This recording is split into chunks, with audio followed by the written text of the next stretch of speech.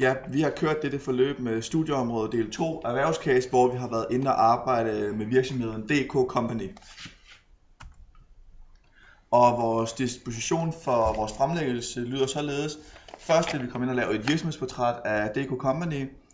Bagefter vil vi lige hurtigt opremse vores SWOT-analyse. Og på baggrund af det vil vi så lave vores kritiske succesfaktorer, hvor vi vil komme ind på udfordringerne, handlingsalternativerne og konsekvenserne. Og sidst vil vi så komme med en konklusion på vores handlingsalternativer. Og til allersidst vil vi komme ind på vores metode. Ja, virksomhedsportræt. DK Company det er en dansk mode- og tekstil handelsvirksomhed, som blev grundlagt tilbage i år 2001 af Jens Poulsen. Virksomhedens produktportefølje består af 16 tøjmærker, der sikrer fashion-kollektioner til konkurrencedygtige priser til kunder på markedet verden over.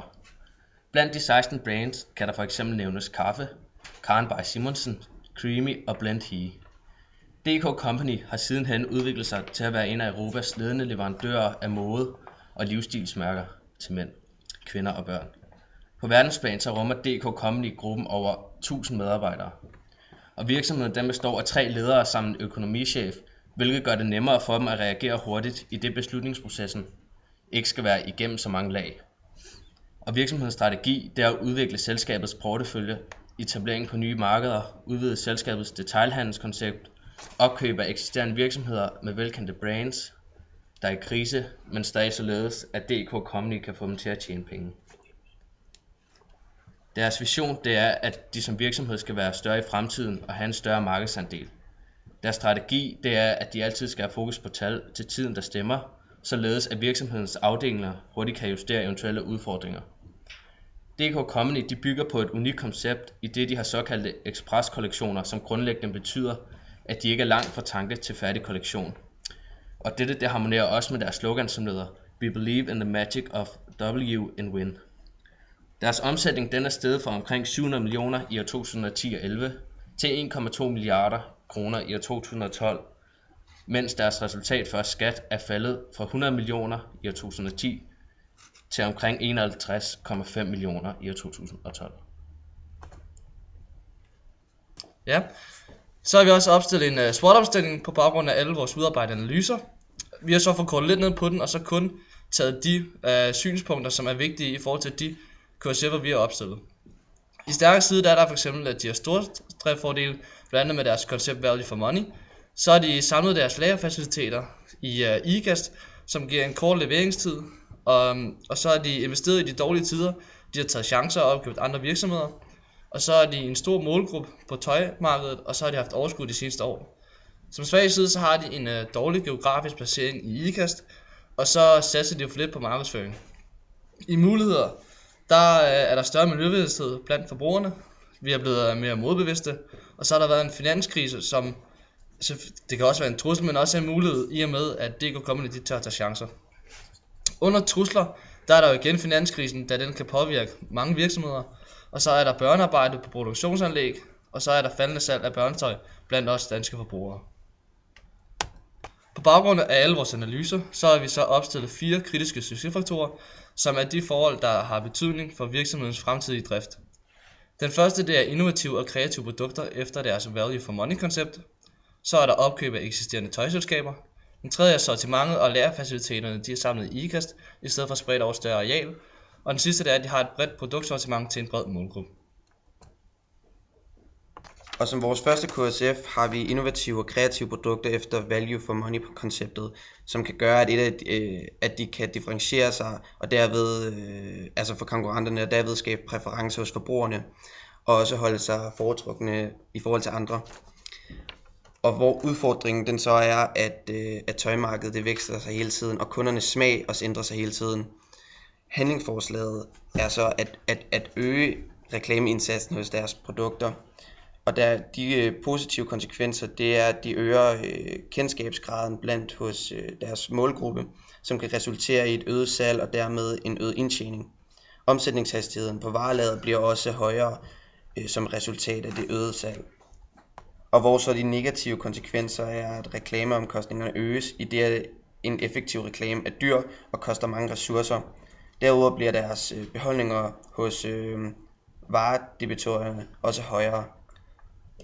Og handlingsforslaget nummer 2 er, at de sænker deres priser på produkterne for at øge afsætningen. Hvor den positive konsekvens er, at de skaber en mulighed for mere salg. Det er dog ikke nødvendigvis lige med en større indtjening. Og den negative konsekvens kunne så være, at uvidenheden omkring forbrugernes reaktion på grund af en prisfølsomhed. Sættes prisen for lavt, bliver de sat i en forbindelse med discountmærker med en lavere kvalitet. Ved lavere pris vil deres beholdninger hos varedebitor også blive større. Og som konklusion har vi valgt handlingsforslag 1, da vi ikke ønsker at gå ned med prisen. DK Companys vision er, at skal være større i fremtiden, både ment som en større virksomhed, men også indtjeningsmæssigt. Og ved at vælge handlingsforslag 2, er det ikke sikker vej til indtjening, og deres produkter kan nemt gå hen og blive anset som værende discountprodukter. Handlingsforslag 1 øger kendskabsgraden hos målgruppen, som vil medvirke et øget salg og øget omsætningshastighed på varelageret, og derved også en øget indtjeningsgrad, der giver flere kroner på bundlinjen. Og vores KSF2 led som sagt opkøb af eksisterende virksomheder, og den har vi valgt, fordi at DK Company de tør at lave investeringer i kriseramte tider. Vores udfordring til den, det er, at de fortsat skal skabe vækst ved at finde egnede virksomheder til opkøb. De skal altså have styr på aktiverne, i det de vokser i takt med opkøbene. Samtidig skal de bevare overblikket over de mange produkter og selskaber. Vores handlingsforslag 1 lyder på, at de kan finde produkter i andre virksomheder, som ligner DK Companies, med henblik på at opkøbe virksomheden. En positiv til konsekvens, det er en større markedsandel og en stigning i omsætning, lige så vel som indtjeningen. Altså, de kender allerede markedet og dets tendenser, baseret på erfaringer fra deres egne produkter. En negativ konsekvens, det kan være, at de kræver store kapitalbehov samt store varelager af opkøb virksomheder. Vores andet handlingsforslag, det er opkøb af virksomheder med anderledes brands med henblik på produktudvikling. Deres positive konsekvens til det er, at de kan have en stigende omsætning og indtjening, og på sigt medføre en større markedsandel. Altså samtidig vil de kunne ramme et bredere segment. Den negative konsekvens, det er, at det kræver et større kapitalbehov og større varelager at opkøbe virksomheder. Ved at opkøbe virksomheder med anderledes brand, så skal de selvfølgelig også så er der flere produkter, der skal styres, og man indtræder på et nyt marked. Der vil altså være en vis risiko for at slå fejl på grund af uerfarne produkter og et uerfarent marked. Vores overordnede konklusion, det er handlingsforslag 1, er bedst af vores muligheder for at det lykkes at større ved dette handlingsforslag, i det vi allerede har kendskab til markedet og produkterne. Dermed skal vi ikke ud og bruge en masse ressourcer på informationssøgninger omkring markedet, produkterne og forbrugernes købebaner, som vi skal ved valg af handlingsforslag 2. Ved valg af handlingsforslag 1 benytter vi os derfor også af markedspenetrering. Og vores kritiske succesfaktorer nummer 3 lyder som sagt kort leveringstid, i det de har samlet deres lagerfaciliteter i IKAST, og på den måde har samlet hele sortimentet et sted, i stedet for spredt ud over et større areal. Kort leveringstid er noget, der kan komme til at påvirke DK Companys bæredygtighed i fremtiden, fordi at den korte leveringstid fra DK Companys side og ud til kunderne har skabt præferencer hos kunden, da de godt kan lide at få deres tøj hurtigt. Det vil dermed også sige, at DK Company bliver nødt til at sørge for, at de holder deres leveringstid i fremtiden, da kunderne ellers vil miste præference for DK Company, hvilket selvfølgelig vil ende ud i en nedsat afsætning, da nogle af kunderne vil falde fra, hvilket vil påvirke DK Companys omsætning samt overskud og indtjening, hvilket selvfølgelig er negativt for dem i det lange løb. Modsat kan det samtidig tiltrække kunder, hvis de holder deres leveringstid, eller endda forbedrer den lidt, da det er noget forbrugerne går meget op i, altså det her med, at man kan få sit tøj inden for 1 til 2 dage. Altså, så kort leveringstid skråstreg et fleksibelt leveringssystem er en god egenskab at have som virksomhed.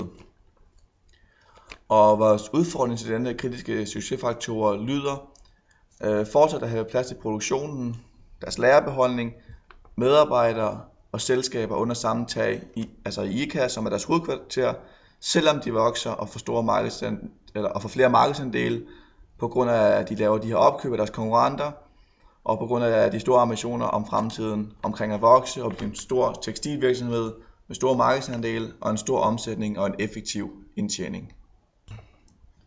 På baggrund af vores udfordring til vores tredje kritiske succesfaktorer, kommer vores første handlingsalternativ til at lyde således. Handlingsalternativ 1. Udvide bygningen i IKAST med en større lagerbeholdning, flere og større lokaler, til hvor medarbejderne designer, styrer økonomi, styrer markedsføring osv. På den måde vil der i fremtiden være plads til produktionen, altså lagerbeholdningen, medarbejderne, udstyr osv. En negativ konsekvens ved dette handlingsalternativ, det er, at der er meget arbejde og meget tid forbundet med en udvidelse af deres hovedkvarter i IKAST. Samt er der også mange økonomiske ressourcer forbundet med en udvidelse, hvilket også kan has med i overvejelserne. Og en positiv konsekvens til handlingsalternativet er, at ved en udvidelse af hovedkvarteret i IKAST vil man dermed få plads til de ting, man gerne vil i fremtiden, da ambitionerne jo er at vokse, både med markedsandele, omsætning, men også med indtjening, hvilket jo vil medføre flere medarbejdere skal ansættes, mere tøj skal igennem systemet osv. Så pladsmanglen kan blive et stort problem i fremtiden.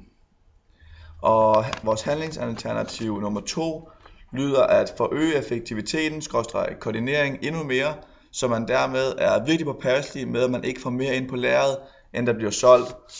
Så man på den måde ikke ender op med tøj, der er gået af mode, og som dermed tager plads på lageret. Samtidig indebærer det også, at det tøj, som DK Company får hjem, det skal de være sikre på, at de kan få sendt ud til forbrugerne rigtig hurtigt, så det kan optage lagerplads. Det kan dog være svært, da de får tøj hjem i store mængder fra leverandørerne, så de på den måde tager udnytte af deres stordriftsfordele. Og en negativ konsekvens ved dette handlingsalternativ, det er, at DK Company allerede er rigtig effektiv og koordineret med hinanden igennem hele kæden i virksomheden, og de er gode til at holde lagerbeholdningen nede, så det kan være svært at forbedre. Samtidig en positiv konsekvens, det er, at hvis de kan blive mere effektive og koordineret, og dermed få lagerbeholdningen nedjusteret, kan de spare sig selv for mange økonomiske ressourcer, samt en masse tid, da de dermed ikke behøver at udvide deres hovedkvarter i IKAST. Og på baggrund af dette har vi valgt, at handlingsalternativ 1 er det mest effektive for DK Company. På baggrund af DK Companys ambitioner om fremtiden, vil vi ikke mene, at det er muligt at blive ved med at køre på den samme lagerbeholdning, som de har nu, og en udvidelse af hovedkvarteret vil derfor være nødvendigt, selvom der er en masse økonomiske ressourcer, tid og arbejde forbundet med det. Handlingsalternativ 2 vil også være svært for DK Company at opnå, da man får at vide i videoen, at de allerede er meget effektive og koordineret med hinanden, og det bliver svært at øge dette og få lagerbeholdningen ned, så der er plads til at vokse i fremtiden. Samtidig dækker handlingsalternativ 2 heller ikke over medarbejderproblemet, da det stadig vil være pladsmangel til medarbejderne i takt med at DK Company vokser, som jo er deres ambition. Vores 4. KSF, det er så, at de har et bredt produktsortiment til en bred målgruppe, som selvfølgelig er godt for dem, idet de så rammer en bred vifte af forbrugere, som også er en del af deres idégrundlag. Udfordringen til dette, det bliver så at bevare overblik over de mange produkter, de har. Vores første handlingsforslag til det er så at lagerstyring, der simpelthen går ind og køber i rette mængder. På den måde så får de en lille pengebeholdning i lageret, og aktiverne formindskes, samtidig med at lageromkostningerne falder. Set fra et negativt synspunkt, så kan der dog forekomme ventetid på varerne, hvis efterspørgselen nu skulle overstige den indkøbte mængde. Det vil sige, at leveringstiden den bliver forringet. Der er samtidig også risiko for, at produktionen går i stå, og dermed vil servicen overfor kunderne falde. Vores andet handlingsforslag, det er, at produktionsstyringen producerer i små og rette mængder, således at der ikke bliver produceret en hel kollektion på en gang. Det vil resultere i, at lageromkostningerne vil falde, i og med at der ikke er så store aktiver på lagrene. Det vil også resultere i, at pengebindingen vil falde, og omsætningshastigheden vil stige. Med små og rette mængder, som produktionsstyringen sørger for, så vil risikoen for at brænde inde med ukurrente varer også falde. De negative konsekvenser ved dette, det er, at servicen over for kunderne den bliver forringet, i det der ikke er sådan en stor lagerbeholdning. Vi har så valgt handlingsforslag 2. Ved begge handlingsforslag, så er der risiko for, at servicen over for kunderne den bliver forringet. Men ved handlingsforslag 2, så er chancen for, at der kan forekomme ventetid på varerne mindre. Hvis leveringstiden den bliver forringet, så er der sandsynlighed for, at den enkelte kunde vælger en anden virksomhed, hvilket selvfølgelig ikke gør noget godt for DK Companys indtjeningsevne. De positive konsekvenser ved begge handlingsforslag er tilnærmelsesvis de samme. Handlingsforslag 2 har bare den ekstra positive konsekvens, at omsætningshastigheden vil stige. Ved valg af metode, så har vi brugt kvalitative metoder i form af interviews af medarbejdere, som belyser noget internt i DK Company. Det er hovedsageligt ved hjælp af de interviews, der er kommet i vores case-materiale af videoen, men også andre ting, der er kommet i artikler, hvor vi har citater osv. Vi har også brugt artikler, som belyser noget eksternt, som hovedsageligt er kommet via Infomedia. De kvantitative metoder, så har vi brugt regnskaber, som lyser det interne, og det er DK Companys egne årsrapporter, og så har vi brugt databaser, som er det eksterne, og det er Danmarks Statistik og Euroinvestor.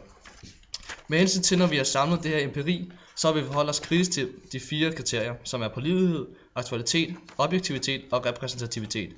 Vi har for eksempel med hensyn til artiklerne ikke brugt gamle, da disse ikke er aktuelle, og når vi har brugt betragtninger fra DK Companys egen hjemmeside eller nogle af deres egne interviews, så har vi forholdt os meget kritisk til dem, fordi det jo ikke er en objektiv betragtning, da det tit gerne får fordrejet dem til DK's egen fordel. Herefter har vi så koblet vores empiri med teori, for derved at opnå en ny viden. Samtidig har vi været inde og analysere DK Companys uafhængige omverden via en bestelanalyse. Vi har også været inde og kigge på tøjbranchen i sig selv ved hjælp af en Porter's Five Forces analyse.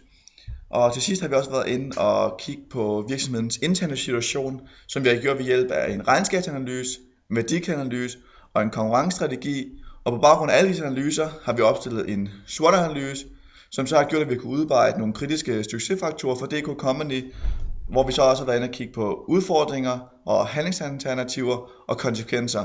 Samtidig er vi kommet med forslag til, hvordan DK Company kan styrke bæredygtigheden, udnytte sine muligheder bedre og undgå at miste omsætning og indtjening og sikre en fremtidig stabil udvikling.